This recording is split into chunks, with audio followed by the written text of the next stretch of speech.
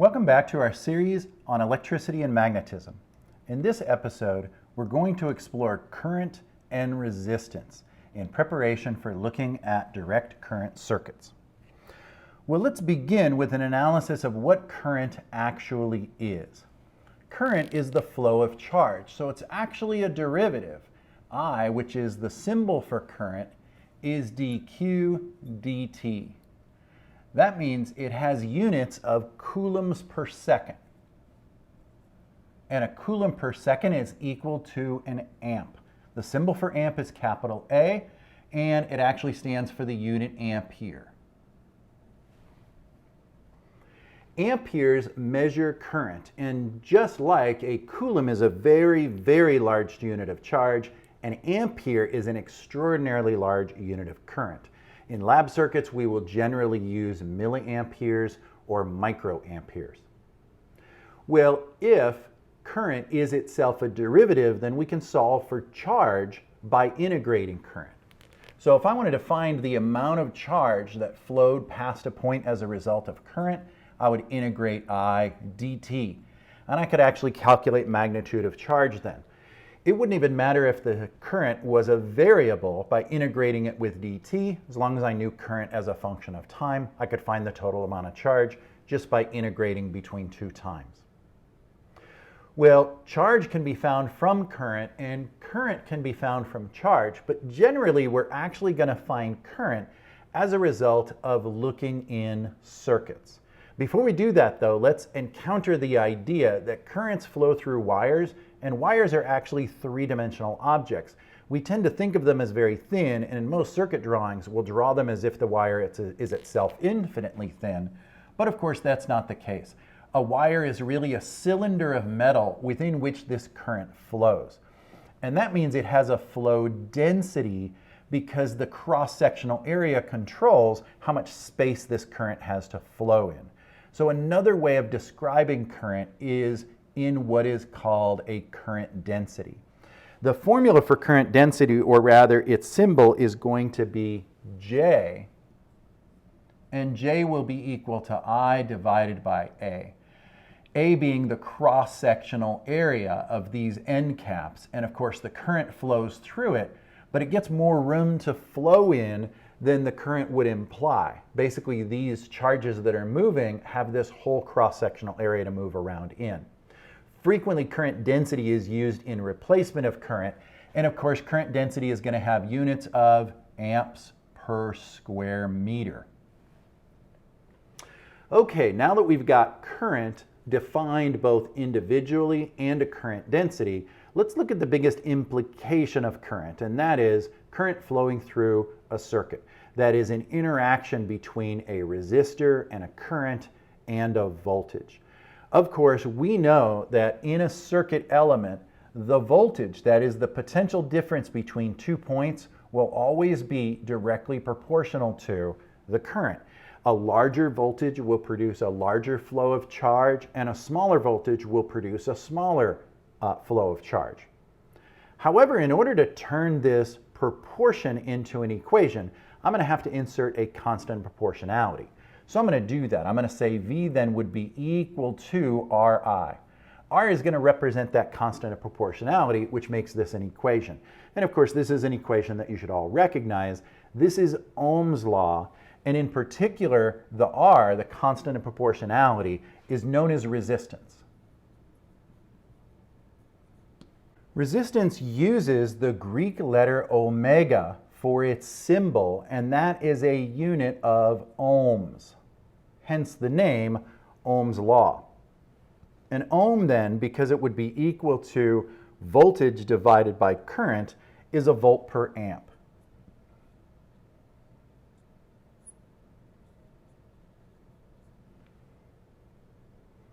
Now, resistance isn't really the end of the story, because resistors as circuit elements are very similar to wires. They have a physical size and shape. So if we look at a resistor as a little cylinder of some sort of semiconducting material, it has to conduct because a dielectric would have an almost infinite resistance. It wouldn't allow for the flow of charge. Therefore, it wouldn't allow a voltage to actually produce a current. Most resistors are made of materials that are mixtures of metals, and therefore they have rather high conductivity and rather low resistivity. Those are concepts that are going to be very important for understanding what a resistor is. Resistance is basically built out of this concept, ρ representing resistivity. Resistivity is a property of the material the resistor is actually made of, and we can express resistivity either as itself or as its counterpart, conductivity. Sigma is the symbol for conductivity, and its numerical value is equal to 1 over ρ, and this is conductivity.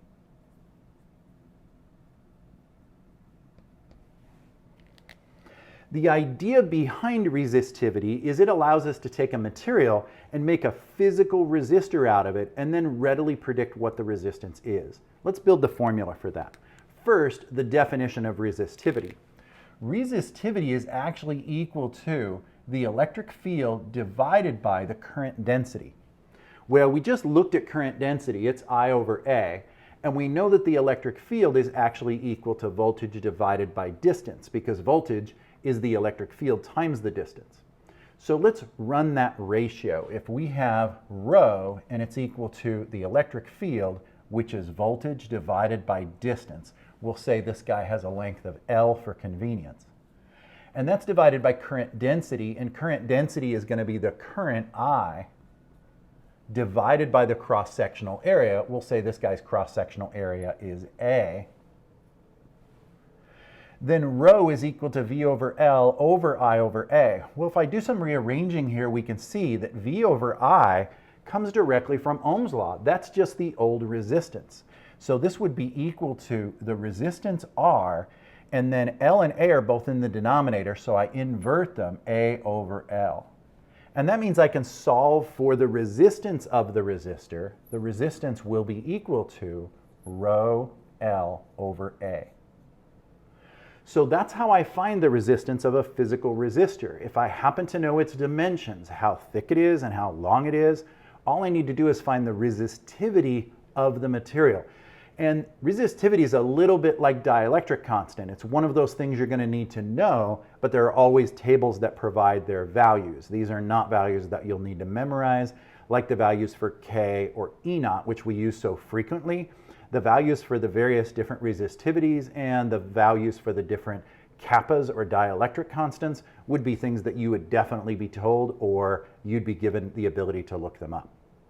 Okay, so now we can find the resistance of any particular resistor by knowing its physical parameters as well as determining the resistivity of the material. Okay, the final thing we want to talk about, and that's the idea that Ohm's law isn't really the scientific principle that we hoped it would be. I'm really going to take and add an asterisk onto V equals IR. And that asterisk is because the resistivity here is not as solid as we would like it to be.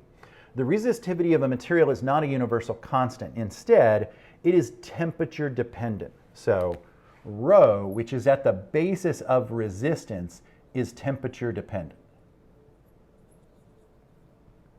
What that means is as the temperature of a material, a conducting material, increases, it will eventually increase the resistivity of the material proportional to the rise in temperature. That's one of the reasons why the light bulb works the way it does. As a light bulb's filament begins carrying current, the wire that forms the filament of the light bulb heats up. That heat causes the resistance to go through the roof, therefore producing the light and heat that we see given off by a light bulb. If the material's resistivity was not temperature dependent, then a light bulb would never light. It would simply carry more and more and more current, but it would never begin to glow. The final concept we want to look at is electric power. And we get electric power from calculating energy. So I'm going to calculate potential energy by looking again at V dq.